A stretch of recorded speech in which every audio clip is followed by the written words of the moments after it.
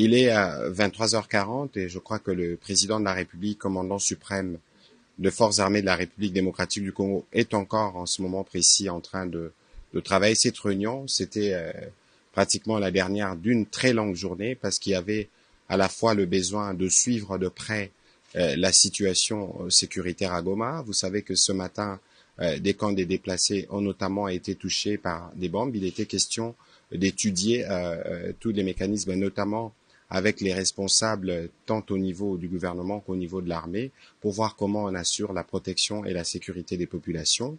Parallèlement à cela, vous avez suivi qu'il y avait aujourd'hui, à la demande de la République démocratique du Congo, une réunion publique du Conseil de sécurité qui s'est tenue spécialement ce dimanche, où la ministre d'État, ministre des Affaires étrangères, a eu l'occasion de présenter la situation globale et c'est que la République démocratique du Congo souhaite.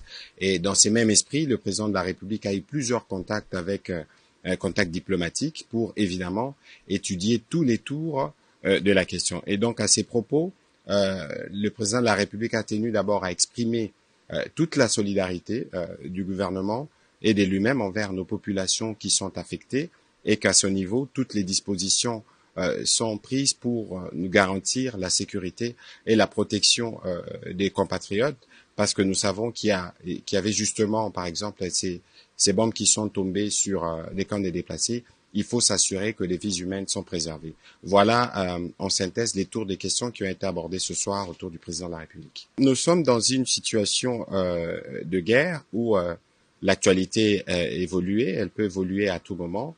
L'idée ici, c'était de regarder qu'est-ce que nous devons faire pour assurer que nous avons protégé nos populations. On ne va pas aller dans un débat spéculatif parce que nous sommes le gouvernement autour du président de la République et comme nous le faisons habituellement, nous aurons l'occasion de revenir au regard de l'évolution de la situation pour vous faire le point. Mais pour ce soir, la priorité était de regarder, et notamment avec les responsables militaires, comment on préserve les vies humaines. Vous savez qu'il y avait la détermination des autres. Vous savez aussi que nos forces sont très déterminées.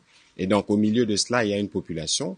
Je pense que cette population, le devoir du président de la République et du gouvernement, c'est de s'assurer de leur protection. Et c'est cela qui a fait l'objet aussi des contacts diplomatiques du président pour lequel nous aurons l'occasion de revenir en détail dès qu'il y aura des éléments à partager. Merci.